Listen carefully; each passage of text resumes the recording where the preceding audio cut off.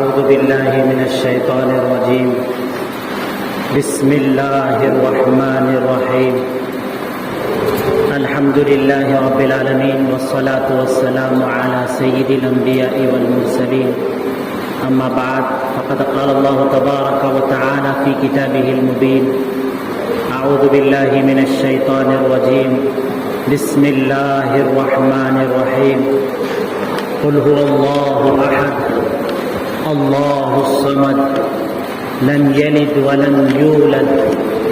ولم يكن له كفوا أحد. بھائی اور دوستو، اللہ تبارک و تعالیٰ کی ذات یکا و تنہا ذات ہے. اللہ تبارک و تعالیٰ کے کوئی ہمسر نہیں، اللہ کے کوئی مقابل نہیں، اللہ کے کوئی برابر نہیں. اللہ تبارک و تعالیٰ کی نہ تو کوئی اولاد ہے، نہ اللہ تبارک و تعالیٰ کسی کی اولاد ہے. اللہ تبارک و تعالیٰ اپنے ہمسر سے، اپنے برابر سے پاک ہیں، صاف ہیں. ابھی میں نے جو سورت پڑھی ہے یہ قرآن کریم کی مختصر سی سورت ہے جو چھوٹے چھوٹے بچوں کو یاد دلائی جاتی ہے. قل هو اللہ احد اللہ الصمد لم یلد ولم یولد ولم یکن له کفوا احد. اس صورت کے اندر اللہ تبارک و تعالیٰ کا تعارف بیان کیا گیا ہے، اللہ تبارک و تعالیٰ کی پہچان کروائی گئی ہے، اللہ تبارک و تعالیٰ کی عظمت کو، اللہ کی بڑائی کو اس صورت کے اندر بیان کیا گیا ہے، بتلایا گیا ہے. یہ صورت نہایت فضیلت والی صورت ہے، یہ صورت نہایت ہی زیادہ اہمیت والی صورت ہے. یہ اس صورت میں جو مضامین ہیں، اس صورت میں جو باتیں سمجھائی گئی ہیں اور جس وجہ سے یہ صورت نازل ہوئی ہے، اس کی وجہ سے یہ صورت نہایت ہی عظیم الشان صورت ہے، نہایت ہی محتم بالشان صورت ہے. اس صورت کے فضائل کو بیان کرتے ہوئے نبی کریم صلی اللہ علیہ وسلم نے فرمایا کہ اگر کوئی شخص سورہ اخلاص کو پڑھتا ہے، سورہ اخلاص کو پڑھنے کا اہتمام کرتا ہے،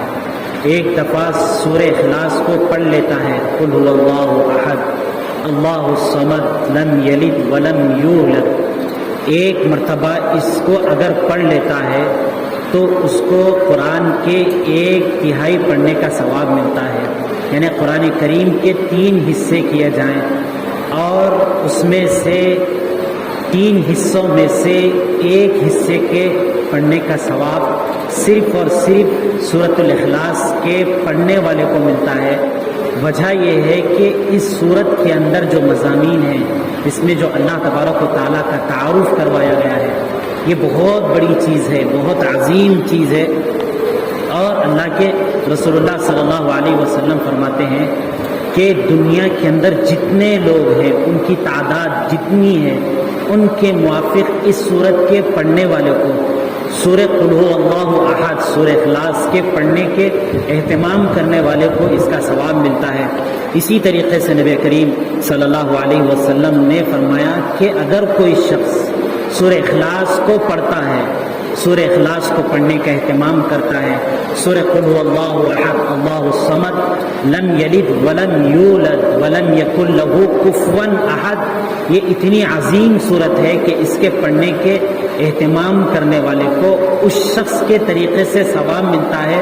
جو اللہ پر ایمان لاتا ہے، جو رسولوں پر ایمان لاتا ہے، جو اللہ کے فرشتوں پر ایمان لاتا ہے، اللہ کی کتابوں پر ایمان لاتا ہے، اور اس کو اتنا ثواب ملتا ہے جتنا کہ 100 مرتبہ اللہ کے راستے میں اگر کوئی شخص اللہ کے دین کے خاطر، اللہ کے دین کو بلند کرنے کے لیے اگر کوئی شخص اللہ کے راستے میں اپنی جان کو 100 مرتبہ دے دیتا ہے تو 1 مرتبہ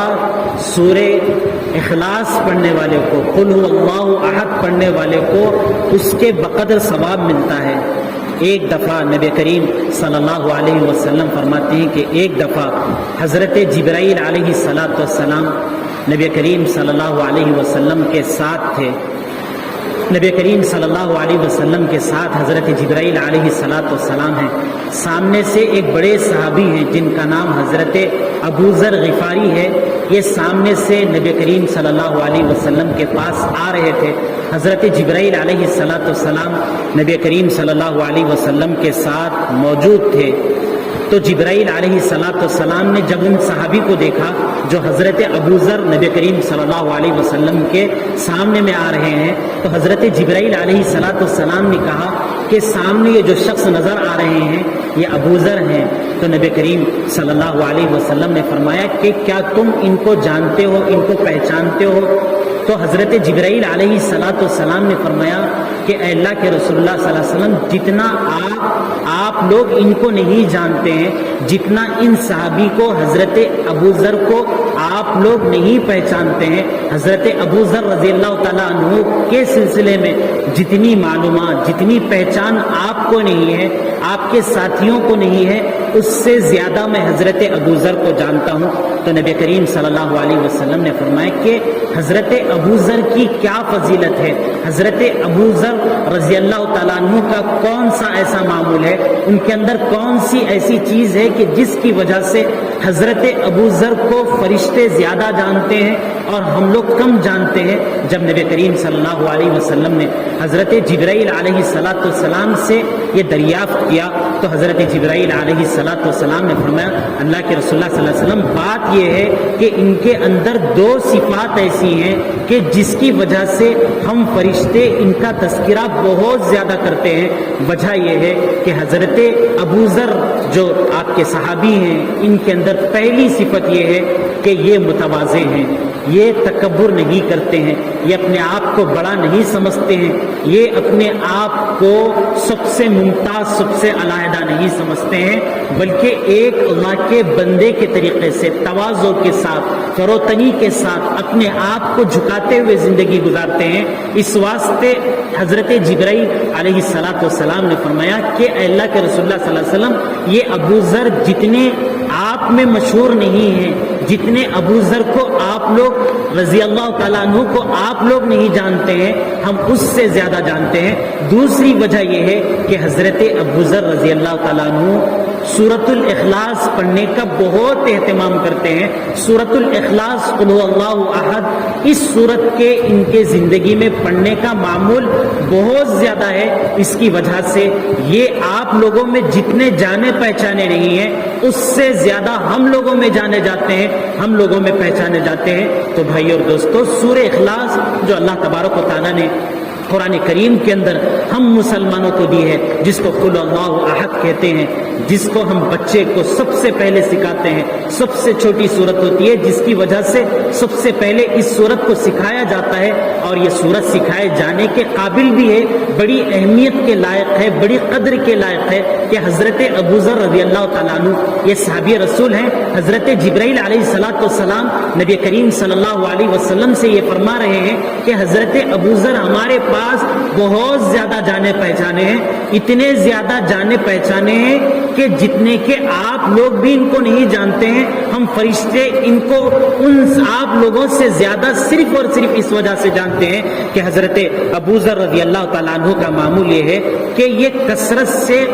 قل هو اللہ احد اس سورت کو پڑھنے کا اہتمام کرتے ہیں. کتنے بڑے ثواب کی چیز ہے, اللہ کے یہاں کتنے عظیم ثواب کی چیز ہے, اللہ کے ثواب کو حاصل کرنے کی چیز ہے. اللہ کے مقرب بندے جن سے گناہ صادر نہیں ہوتے ہیں, ان کے یہاں اگر اپنی پہچان کروانی ہے, اپنی شناخت کروانی ہے, تو حضرت ابو ذر رضی اللہ تعالیٰ عنہ کے طریقے سے اللہ نے زبان دی ہے, بولنے کی صلاحیت دی ہے, بہت کچھ بول لیتے ہیں. اللہ کی نافرمانی کے, اللہ کو ناراض کرنے والے جملے بھی بول لیتے ہیں. اگر انسان ہے غلطی میں یہ جملے صادر ہو بھی جاتے ہیں تو کیا اپنا وقت تھوڑے سے وقت کو فارغ کر کے تھوڑے سے ٹائم کے لیے, تھوڑی سی مدت کے لیے 100 مرتبہ, کم سے کم 100 مرتبہ قل اللہ احد کا ہم اللہ کے یہاں اپنی پہچان بنوانے کے لیے, دنیا والوں کے یہاں پہچان بنوانے کے لیے تو بہت کچھ کیا جاتا ہے. ان کے ساتھ ٹہر کر فوٹویں لی جاتی ہیں, ان کے ساتھ تصاویر لی جاتی ہیں, ان کے ساتھ اپنی گل پوشی کرائی جاتی ہے, بہت کچھ کرایا جاتا ہے، لیکن اللہ تبارک و تعالیٰ کے یہاں ہمارا تعارف ہو، اللہ کے فرشتوں کے یہاں ہماری پہچان ہو کہ حضرت ابو ذر رضی اللہ تعالیٰ عنہ کے سلسلے میں اللہ کے رسول اللہ صلی اللہ علیہ وسلم کو حضرت جبرائیل علیہ السلام کہہ رہے ہیں کہ اللہ کے رسول اللہ صلی اللہ علیہ وسلم یہ جو ابو ذر آ رہے ہیں یہ ہمارے پاس مشہور ہیں، معروف ہیں، جتنا آپ لوگ نہیں جانتے ہیں اس سے زیادہ ابو ذر کو ہم فرشتے جانتے ہیں۔ وجہ یہ ہے کہ یہ بکثرت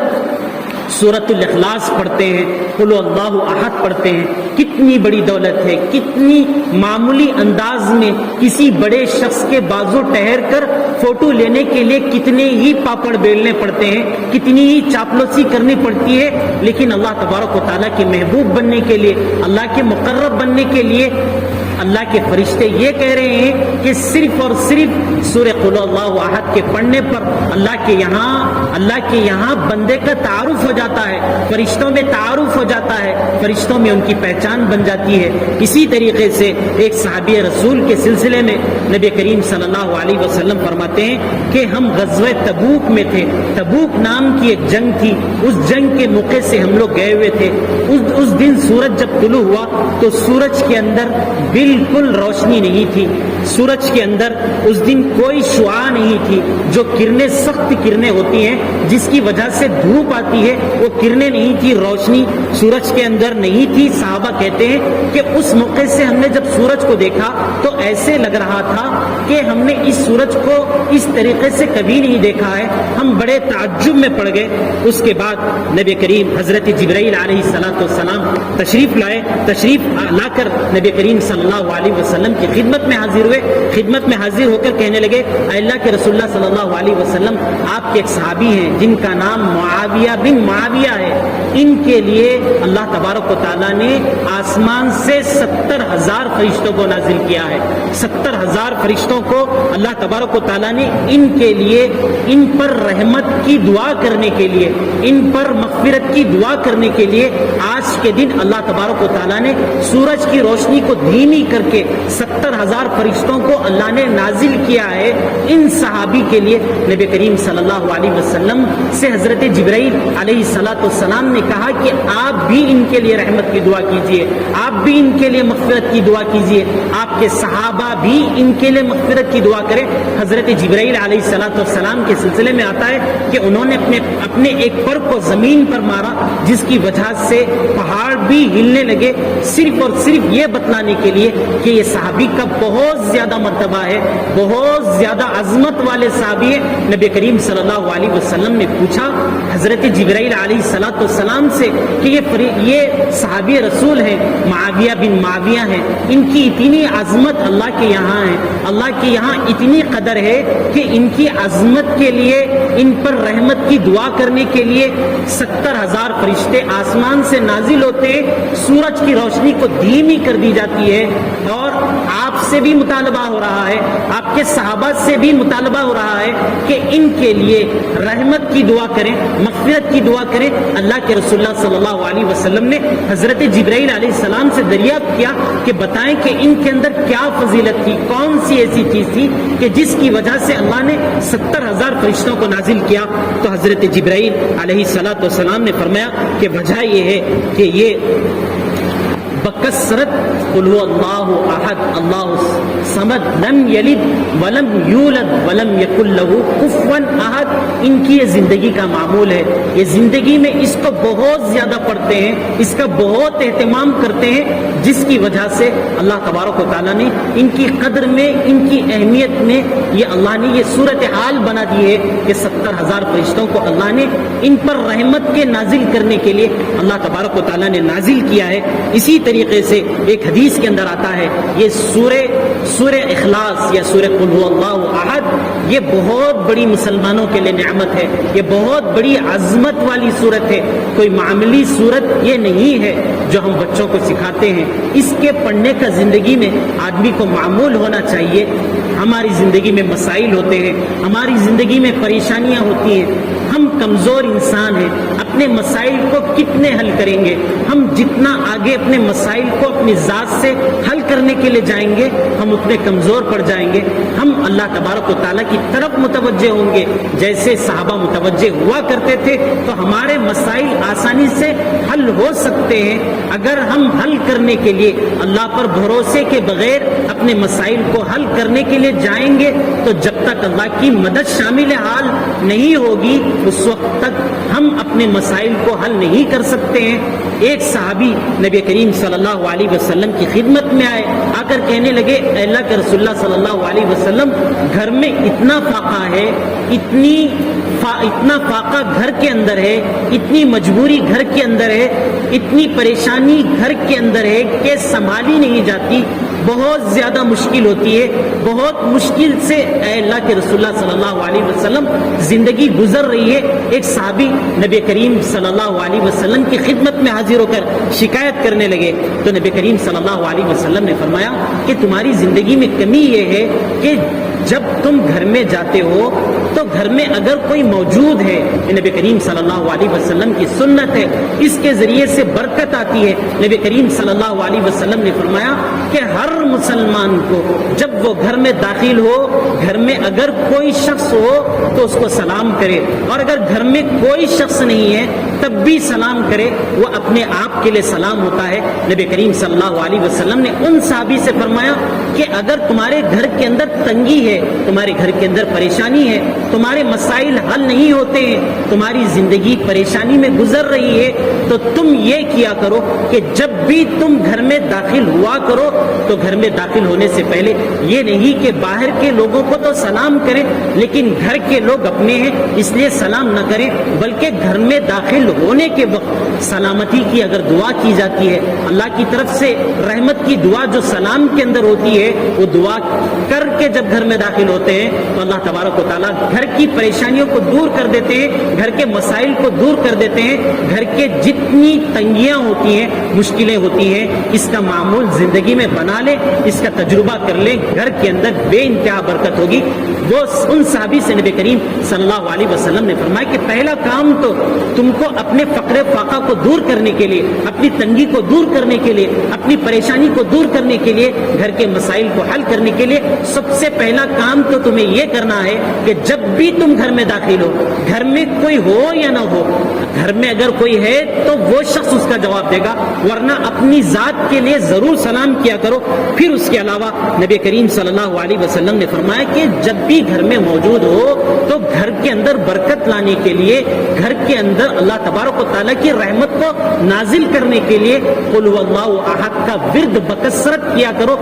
بکثرت قل هو اللہ احد کو پڑھا کرو کہ اس کی وجہ سے اللہ کی برکت نازل ہوتی ہے. وہ صحابی کہتے ہیں کہ میں اللہ کے رسول اللہ صلی اللہ علیہ وسلم سے جب میں نے یہ پوچھا اور پوچھ کر جب میں گیا, جا کر میں نے اپنی زندگی کا معمول بنا لیا کہ گھر میں جاتا تھا تو سلام کیا کرتا تھا, اور گھر کے اندر گھر والوں سے بھی کہہ دیا, اور خود میں نے بھی زندگی کے اندر معمول بنا لیا کہ گھر کے اندر قل هو اللہ احد سورہ اخلاص کی بکثرت تلاوت کی جانے لگی, اس کا ورد کیا جانے لگا, جس کا نتیجہ وہ صحابی کہتے ہیں کہ اللہ نے اتنا فَأَدَرَّ اللَّهُ عَلَيْهِ رِزْقًا کہ اللہ تبارک و تعالیٰ نے ان کے اوپر جیسے پانی برستا ہے, وہ پانی جیسے برستا ہے اس انداز سے اتنا رزق, اتنی برکت اللہ تبارک و تعالیٰ نے ان صحابی کے گھر میں نازل کی, اتاری, کہ وہ صحابی کہتے ہیں کہ میرے تو سارے مسائل حل ہو ہی چکے تھے, لیکن جتنی بستی والے میرے آس پڑوس میں رہنے والے تھے اللہ نے اتنا دیا تھا, اتنا دیا تھا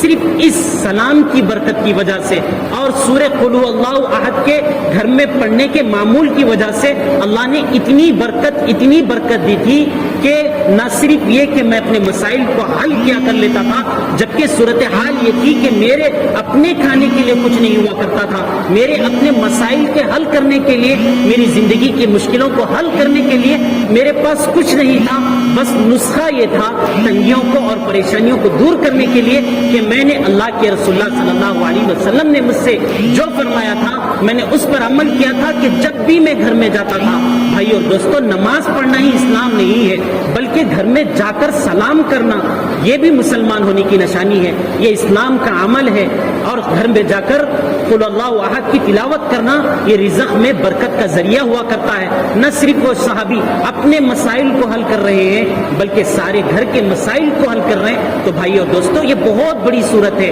یہ معمولی سی صورت ہمیں نظر آتی ہے، ہم اپنے چھوٹے چھوٹے بچوں کو یہ صورت سکھاتے ہیں اور بچے اس کو پڑھتے ہیں، یہ بڑی بابرکت چیز ہے۔ یہ صورت جب نازل ہوئی تھی تو اس کے نازل ہونے کی وجہ بھی، اس کے نازل ہونے کی وجہ یہ تھی کہ ایک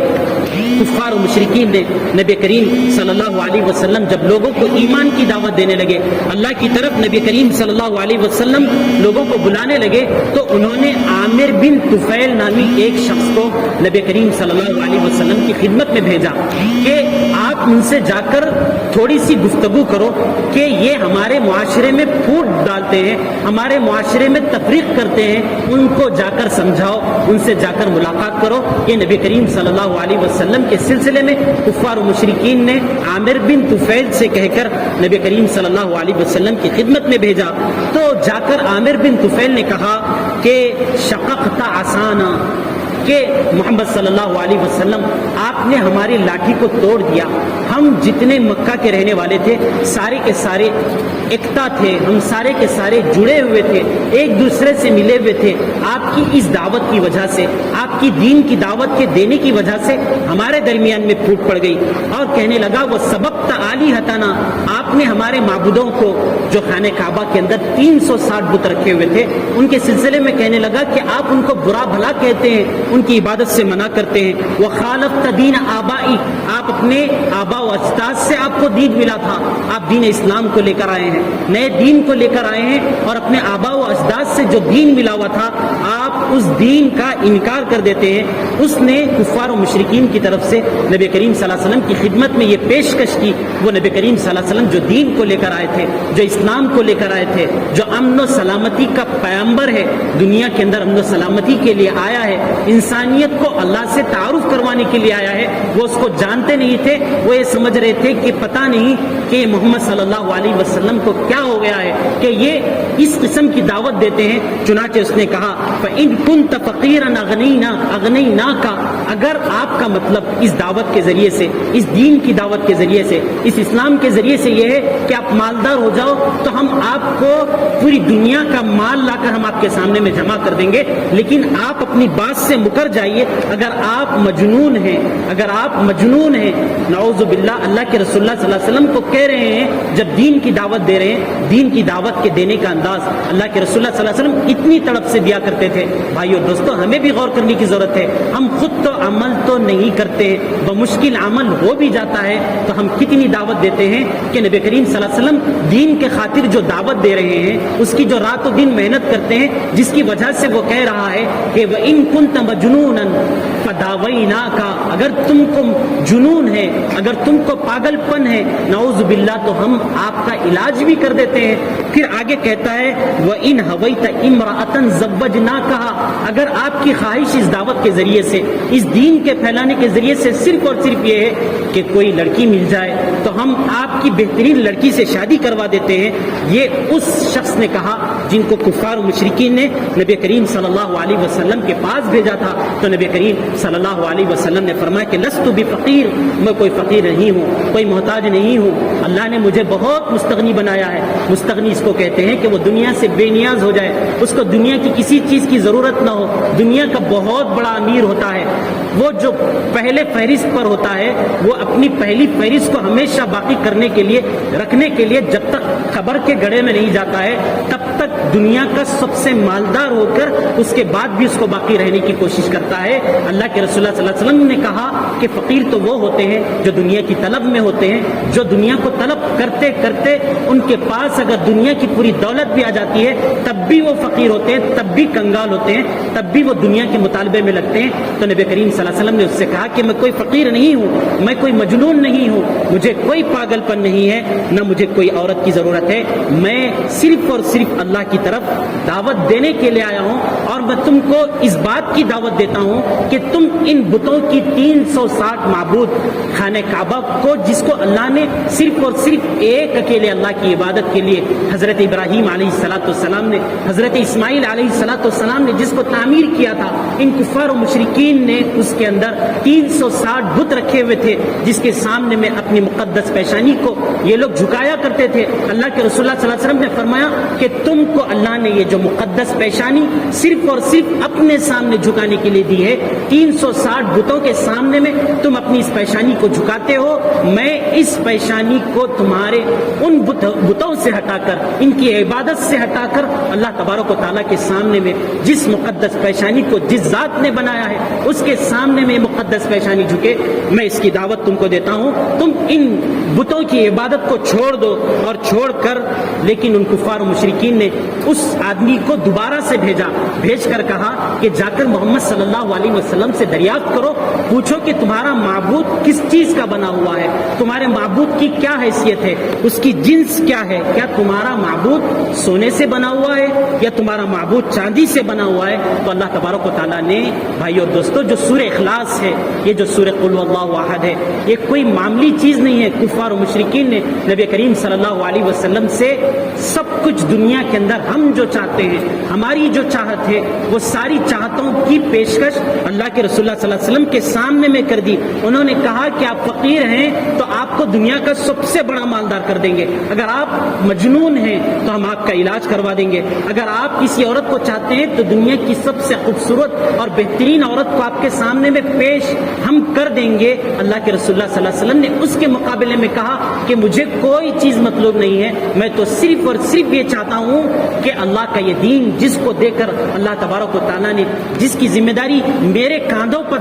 ڈال کر مجھے دنیا میں بھیجا ہے، میں یہ چاہتا ہوں کہ دنیا کے اندر کوئی کچا مکان، کوئی پکا مکان ایسا نہ رہے کہ جہاں پر اللہ کے ایک ہونے کی، اللہ کے رسول اللہ صلی اللہ علیہ وسلم کی اور اولیاء اللہ کی تعلیم دنیا کے اندر نہ پہنچ جائے۔ اس وقت تک میں نبی کریم صلی اللہ علیہ وسلم نے فرمایا کہ مجھے کسی چیز کی ضرورت نہیں ہے۔ انہوں نے اتنی حجت کی، جس کے بعد اللہ تبارک و تعالیٰ سے یہ بھی پوچھا اللہ کے رسول اللہ صلی اللہ علیہ وسلم سے کہ آپ کے معبود جس کی آپ دعوت دیتے ہیں، ہم جس کی عبادت کرتے ہیں، وہ 360 معبود ہیں، یہ 360 معبود جس کو ہم بنائے ہیں، یہ ہمارے سامنے میں موجود ہیں، یہ ہماری ضرورت پوری نہیں کر سکتے ہیں۔ آپ ایک اکیلے اللہ کی دعوت دیتے ہیں، وہ ایک اکیلا اللہ یہ ہماری ساری ضرورتوں کو کیسے پورا کرے گا؟ تو اللہ تبارک و تعالیٰ نے قل هو اللہ احد کو کہ اللہ تبارک و تعالیٰ سے یہ پوچھ رہے ہیں، یہ اللہ کے سلسلے میں دریافت کر رہے ہیں کہ اللہ کیا سونے کے ہیں یا اللہ چاندی کے ہیں؟ تو اللہ تبارک و تعالیٰ نے کہا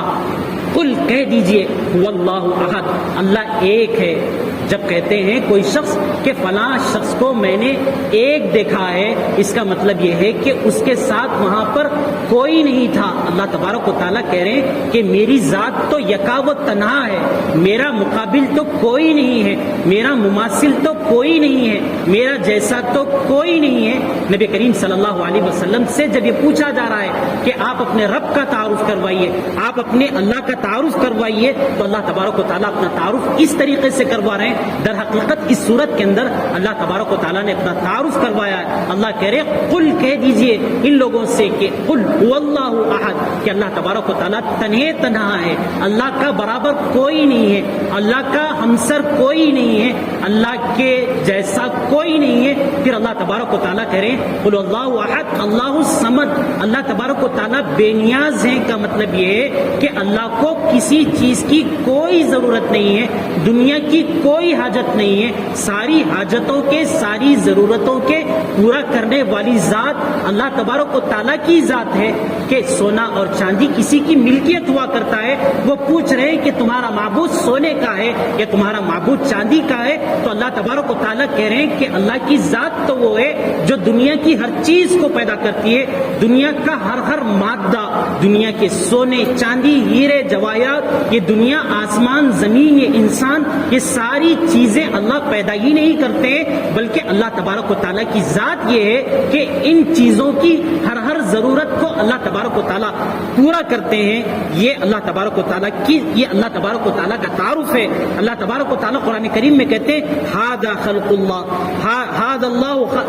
اللہ تبارک و تعالیٰ قرآن کریم کے اندر کہتے ہیں، اللہ تبارک و تعالیٰ مختلف جگہ پر کہتے ہیں ان ربکم اللہ الذی خلق السماوات والارض، تمہارا رب تو وہ ہے جس نے یہ زمین بنایا ہے اور یہ آسمان بنایا ہے اور 6 دن کے اندر بنایا ہے۔ پھر اللہ تبارک و تعالیٰ نے عرش کو بنایا ہے، اللہ تبارک و تعالیٰ رات کے اندر دن کو داخل کرتے ہیں تو رات ہو جاتی ہے، پھر رات کے اندر دن کو داخل کرتے ہیں تو دن ہو جاتا ہے. اور یہ جو سورج اور چاند ہے یہ زمین و آسمان ہے، اور اس کی جو تبدیلیاں ہوتی ہیں، موسم کی جو تبدیلیاں ہوتی ہیں، یہ ساری کی ساری، اور جو آسمان پر بڑے بڑے ستارے ہیں ان کے لیے کوئی سہارا نہیں ہے. آسمان کے اندر یہ زمین سے بڑے بڑے ستارے ہیں یہ جو گھوم رہے ہیں. اللہ تبارک و تعالیٰ کہہ رہے ہیں کہ ساری کی ساری جو چیزیں ہیں یہ میری وجہ سے ہو رہی ہیں. اللہ کہتے ہیں الا لہ الخلق والامر، اللہ ہی کے لیے پیدا کرنا کسی کی بس کی بات نہیں ہے. پیدا کرنا یہ اللہ تبارک و تعالیٰ کی بس